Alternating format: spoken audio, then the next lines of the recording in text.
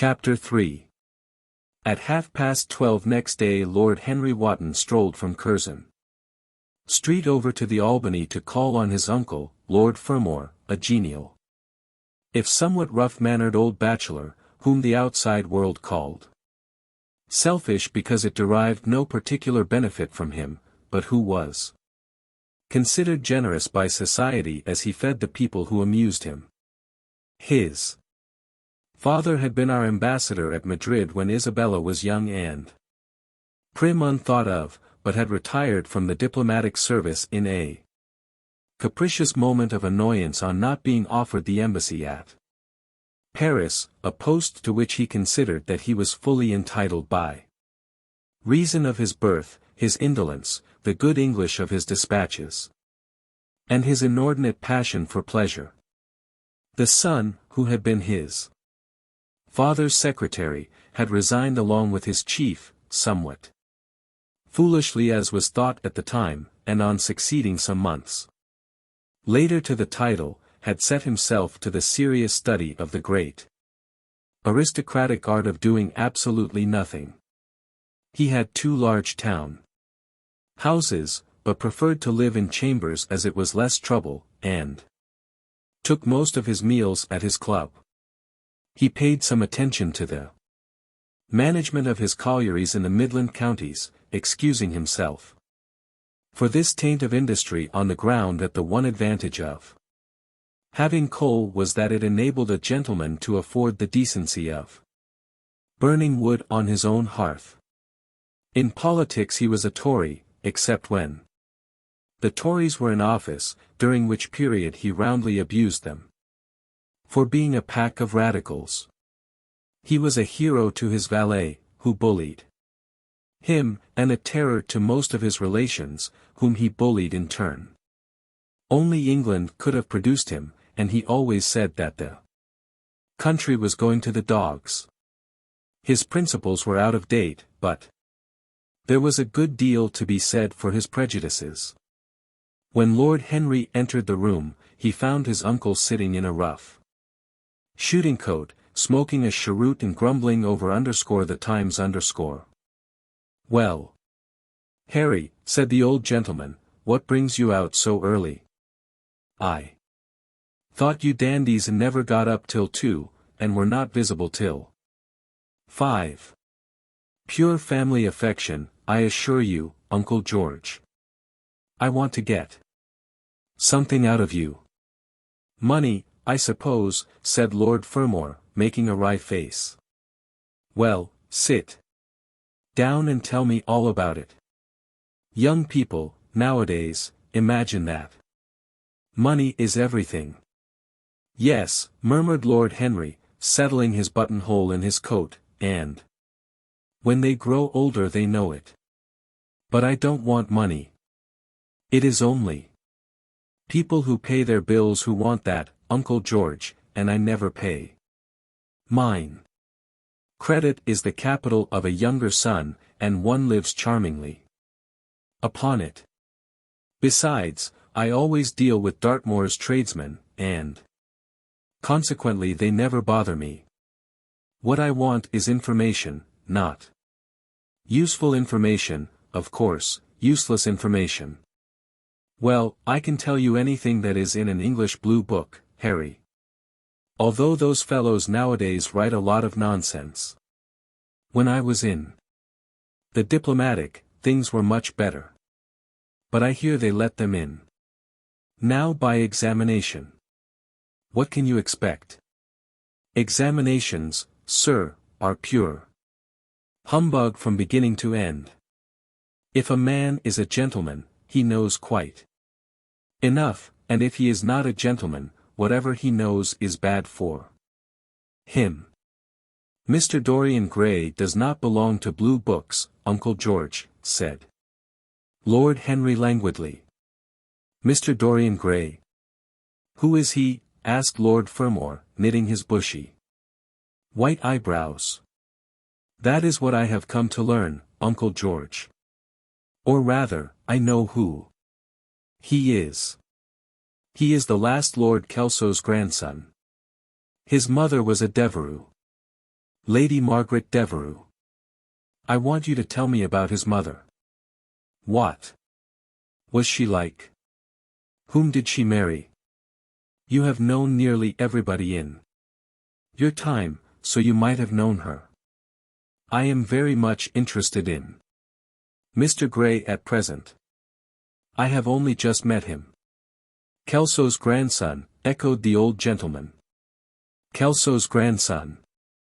Of course. I knew his mother intimately. I believe I was at her christening. She was an extraordinarily beautiful girl, Margaret Devereux, and made all the men frantic by running away with a penniless young fellow, a mere nobody, sir, a subaltern in a foot regiment, or something of that kind. Certainly. I remember the whole thing as if it happened yesterday. The poor chap was killed in a duel at Spa a few months after the marriage. There was an ugly story about it.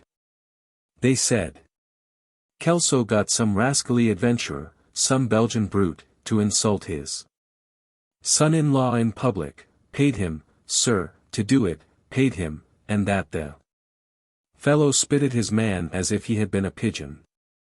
The thing was hushed up, but, egad, Kelso ate his chop alone at the club for some time. Afterwards, he brought his daughter back with him, I was told, and she never spoke to him again. Oh, yes, it was a bad business. The girl died, too, died within a year. So she left a son, did she? I had forgotten that. What sort of boy is he? If he is like his mother, he must be a good-looking chap. He is very good-looking, assented Lord Henry. I hope he will fall into proper hands, continued the old man. He should have a pot of money waiting for him if Kelso did the right thing by him. His mother had money, too. All the Selby property came to her through her grandfather. Her grandfather hated Kelso, thought him a mean dog. He was, too. Came to Madrid once when I was there. Egad, I was ashamed of him. The Queen used to ask me about the English noble, who was always quarrelling with the cabman about their fares. They made quite a story of it. I didn't dare show my face at court for a month. I hope he treated his grandson better than he did the Jarvies. I don't know, answered Lord Henry. I fancy that the boy will be well off. He is not of age yet. He has Selby, I know. He told me so. And his mother was very beautiful. Margaret Devereux was one of the loveliest creatures I ever saw. Harry. What on earth induced her to behave as she did, I never could understand. She could have married anybody she chose. Carlington was mad after her. She was romantic, though. All the women of that family were. The men were a poor lot, but, egad, the women were wonderful. Carlington went on his knees to her. Told me so himself. She laughed at him, and there wasn't a girl in London at the time who wasn't after him. And by the way, Harry, talking about silly marriages, what is this humbug your father tells me about Dartmoor wanting to marry an American? Ain't English girls good enough for him? It is rather fashionable to marry Americans just now, Uncle George. I'll back English women against the world, Harry, said Lord Fermor, striking the table with his fist. The betting is on the Americans. They don't last, I am told, muttered his uncle. A long engagement exhausts them, but they are capital at a steeplechase. They take things flying. I don't think Dartmoor has a chance. Who are her people? Grumbled the old gentleman. Has she got any? Lord Henry shook his head. American girls are as clever at concealing their parents as English women are at concealing their past, he said. Rising to go. They are pork packers, I suppose. I hope so, Uncle George, for Dartmoor's sake. I am told that pork packing is the most lucrative profession in America, after politics. Is she pretty? She behaves as if she was beautiful. Most American women do. It is the secret of their charm. Why can't these American women stay in their own country? They are always telling us that it is the paradise for women. It is. That is the reason why, like Eve, they are so excessively anxious to get out of it, said Lord Henry. Goodbye, Uncle George. I shall be late for lunch, if I stop any longer. Thanks for giving me the information I wanted. I always like to know everything about my new friends, and nothing about my old ones. Where are you lunching, Harry? At Aunt Agatha's. I have asked myself and Mr. Gray. He is her latest. _protégé_. Humph. Tell your Aunt Agatha, Harry, not to bother me any more with her charity appeals. I am sick of them. Why, the good woman thinks that I have nothing to do but to write checks for her silly fads. All right, Uncle George, I'll tell her, but it won't have any effect. Philanthropic people lose all sense of humanity.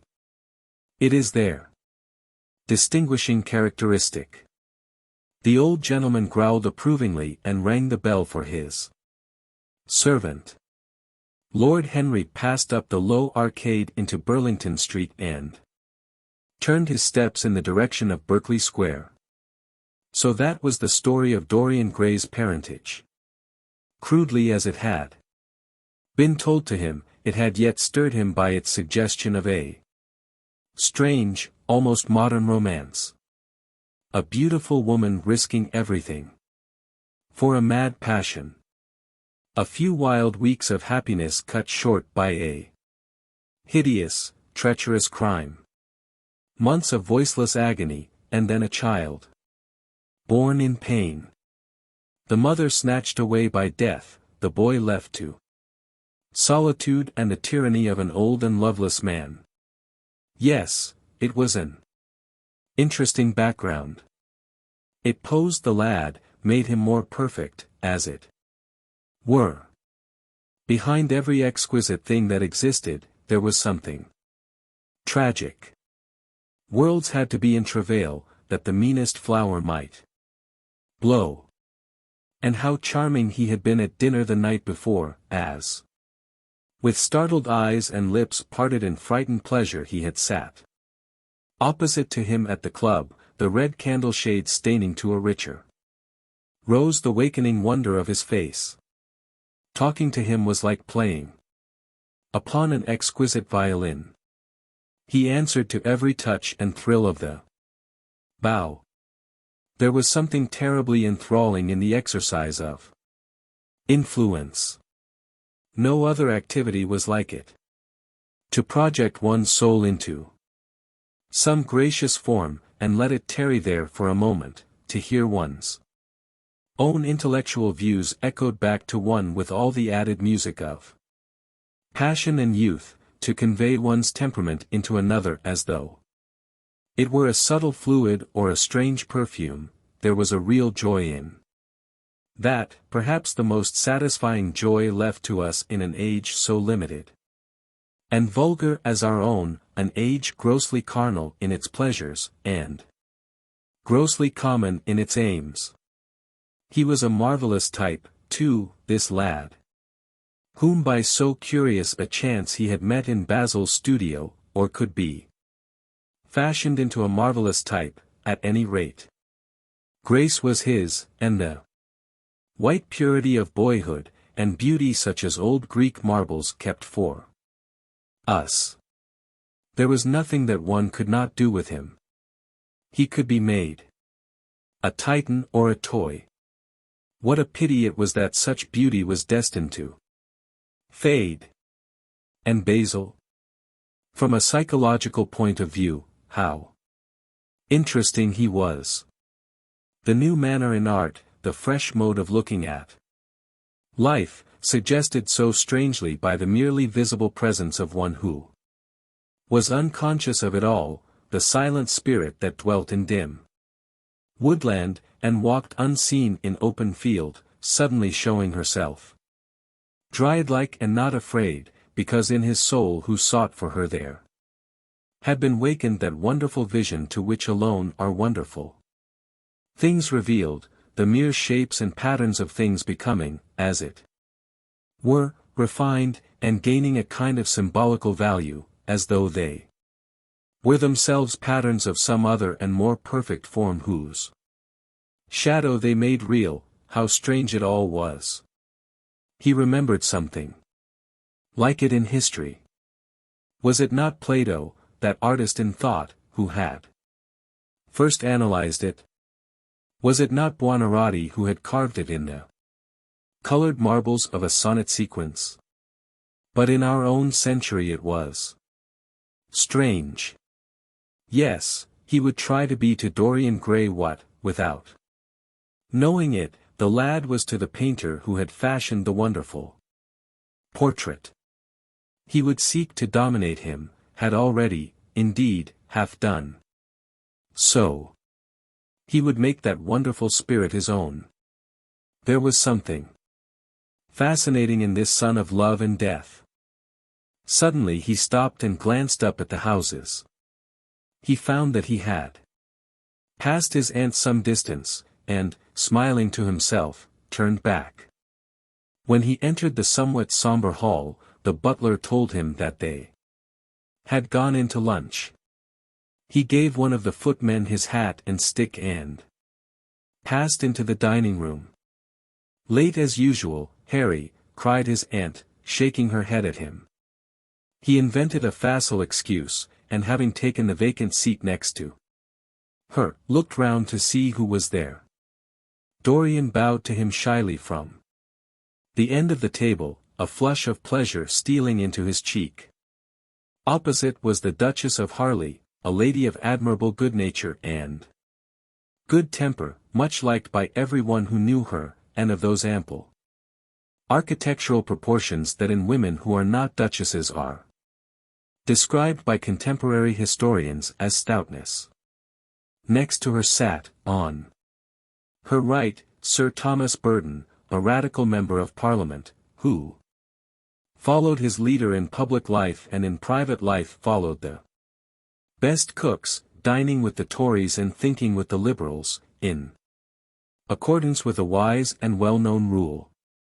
The post on her left was occupied by Mr. Erskine of Treadley, an old gentleman of considerable charm and culture, who had fallen, however, into bad habits of silence. Having, as he explained once to Lady Agatha, said everything that he had to say before he was 30. His own neighbor was Mrs. Vandeleur, one of his aunt's oldest friends, a perfect saint amongst women, but so dreadfully dowdy that she reminded one of a badly bound hymn book. Fortunately for him she had on the other side Lord Fodle, a most intelligent middle-aged mediocrity, as bald as a ministerial statement. In the House of Commons, with whom she was conversing in that intensely earnest manner which is the one unpardonable error, as he remarked once himself, that all really good people fall into, and from which none of them ever quite escape. "We are talking about poor Dartmoor, Lord Henry," cried the Duchess, nodding pleasantly to him across the table. "Do you think he will really marry this fascinating young person?" "I believe she has made up her mind to propose to him, Duchess." "How dreadful!" exclaimed Lady Agatha. "Really, someone should interfere." I am told, on excellent authority, that her father keeps an American dry goods store, said Sir Thomas Burton, looking supercilious. My uncle has already suggested pork packing, Sir Thomas. Dry goods. What are American dry goods? Asked the Duchess, raising her large hands in wonder and accentuating the verb. American novels, answered Lord Henry, helping himself to some quail. The Duchess looked puzzled. Don't mind him, my dear, whispered Lady Agatha. He never means anything that he says. When America was discovered, said the Radical member, and he began to give some wearisome facts. Like all people who try to exhaust a subject, he exhausted his listeners. The Duchess sighed and exercised her privilege of interruption. I wish to goodness it never had been discovered at all, she exclaimed. Really, our girls have no chance nowadays. It is most unfair. Perhaps, after all, America never has been discovered, said Mr. Erskine. I myself would say that it had merely been detected. Oh. But I have seen specimens of the inhabitants, answered the Duchess vaguely. I must confess that most of them are extremely pretty. And they dress well, too. They get all their dresses in Paris.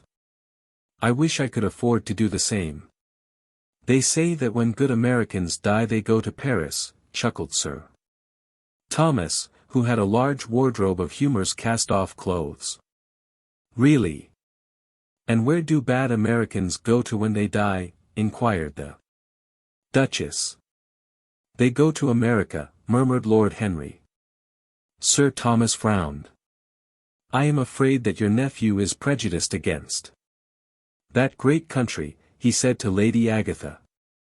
I have travelled all over it in cars provided by the directors, who, in such matters, are extremely civil.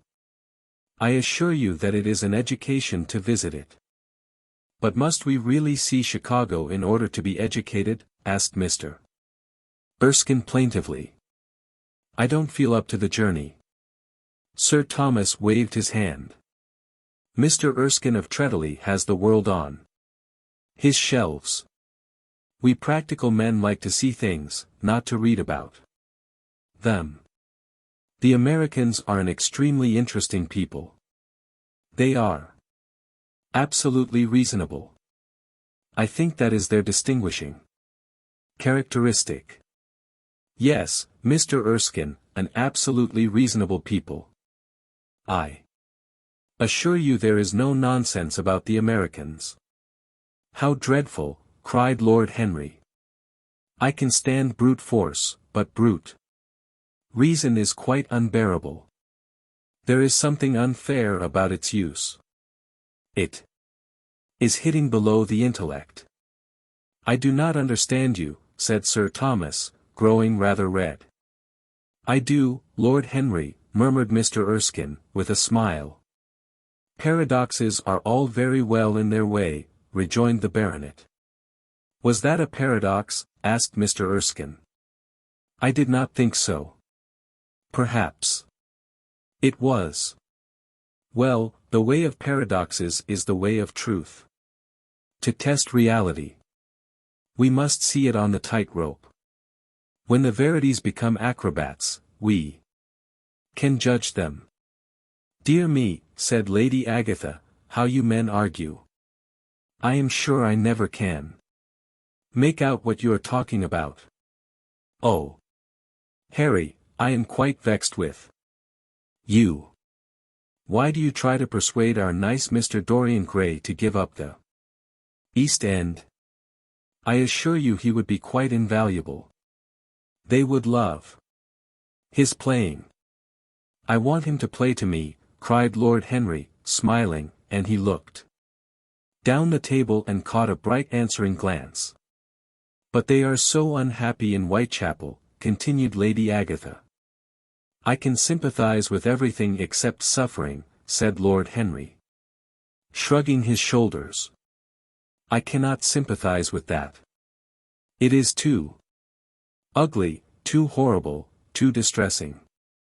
There is something terribly morbid in the modern sympathy with pain. One should sympathize with the color, the beauty, the joy of life. The less said about life's sores, the better.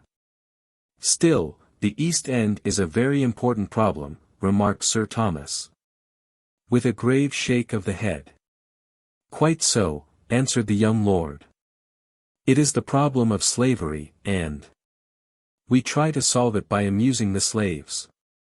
The politician looked at him keenly. What change do you propose? Then, he asked. Lord Henry laughed. I don't desire to change anything in England. Except the weather, he answered. I am quite content with philosophic contemplation. But, as the 19th century has gone bankrupt through an over-expenditure of sympathy, I would suggest that we should appeal to science to put us straight. The advantage of the emotions is that they lead us astray, and the advantage of science is that it is not emotional. But we have such grave responsibilities, ventured Mrs. Vandeleur timidly. Terribly grave, echoed Lady Agatha. Lord Henry looked over at Mr. Erskine. Humanity takes itself too seriously. It is the world's original sin. If the caveman had known how to laugh, history would have been different. You are really very comforting, warbled the Duchess. I have always felt rather guilty when I came to see your dear aunt, for I take no interest at all in the East End. For the future I shall be able to look her in the face without a blush. A blush is very becoming, Duchess, remarked Lord Henry. Only when one is young, she answered. When an old woman like myself blushes, it is a very bad sign. Ah! Lord Henry, I wish you would tell me how to become young again. He thought for a moment. Can you remember any great error that you committed in your early days, Duchess? He asked, looking at her across the table. A great many, I fear, she cried.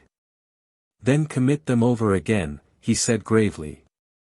To get back one's youth, one has merely to repeat one's follies. A delightful theory, she exclaimed. I must put it into practice. A dangerous theory, came from Sir Thomas's tight lips. Lady Agatha shook her head, but could not help being amused. Mr. Erskine listened. Yes, he continued, that is one of the great secrets of life. Nowadays most people die of a sort of creeping common sense, and discover when it is too late that the only things one never regrets are one's mistakes. A laugh ran round the table. He played with the idea and grew wilful, tossed it into the air and transformed it, let it escape and recaptured it, made it iridescent with fancy and winged it with paradox. The praise of folly, as he went on, soared into a philosophy, and philosophy herself became young, and catching the mad music of pleasure, wearing, one might fancy, her wine-stained robe and wreath of ivy, danced like a bacchante over the hills of life, and mocked the slow Silenus for being sober. Facts fled before her like frightened forest things. Her white feet trod the huge press at which wise Omar sits, till the seething grape juice rose round her bare limbs in waves of purple bubbles, or crawled in red foam over the vat's black, dripping, sloping sides. It was an extraordinary improvisation. He felt that the eyes of Dorian Gray were fixed on him, and the consciousness that amongst his audience there was one whose temperament he wished to fascinate seemed to give his wit keenness and to lend color to his imagination. He was brilliant, fantastic, irresponsible. He charmed his listeners out of themselves, and they followed his pipe, laughing. Dorian Gray never took his gaze off him, but sat like one under a spell, smiles chasing each other over his lips, and wonder growing grave in his darkening eyes. At last, liveried in the costume of the age, reality entered the room, in the shape of a servant to tell the Duchess that her carriage was waiting. She wrung her hands in mock despair. "How annoying," she cried. "I must go. I have to call for my husband at the club, to take him to some absurd meeting at Willis's rooms, where he is going to be in the chair. If I am late he is sure to be furious, and I couldn't have a scene in this bonnet. It is far too fragile. A harsh word would ruin it. No, I must go, dear Agatha. Goodbye, Lord Henry, you are quite delightful and dreadfully demoralizing. I am sure I don't know what to say about your views. You must come and dine with us some night. Tuesday. Are you disengaged Tuesday? For you I would throw over anybody, Duchess," said Lord Henry with a bow. "Ah! That is very nice, and very wrong of you," she cried, "so mind you come," and she swept out of the room, followed by Lady Agatha and the other ladies. When Lord Henry had sat down again, Mr. Erskine moved round, and taking a chair close to him, placed his hand upon his arm. "You talk books away," he said, "why don't you write one?" "I am too fond of reading books to care to write them, Mr. Erskine. I should like to write a novel certainly, a novel that would be as lovely as a Persian carpet and as unreal. But there is no literary public in England for anything except newspapers, primers, and encyclopedias. Of all people in the world the English have the least sense of the beauty of literature." "I fear you are right," answered Mr. Erskine. "I myself used to have literary ambitions, but I gave them up long ago. And now, my dear young friend, if you will allow me to call you so, may I ask if you really meant all that you said to us at lunch?" "I quite forget what I said," smiled Lord Henry. "Was it all very bad?" "Very bad indeed. In fact I consider you extremely dangerous, and if anything happens to our good Duchess, we shall all look on you as being primarily responsible. But I should like to talk to you about life. The generation into which I was born was tedious. Some day, when you are tired of London, come down to Treadley and expound to me your philosophy of pleasure over some admirable Burgundy I am fortunate enough to possess. I shall be charmed. A visit to Treadley would be a great privilege. It has a perfect host, and a perfect library."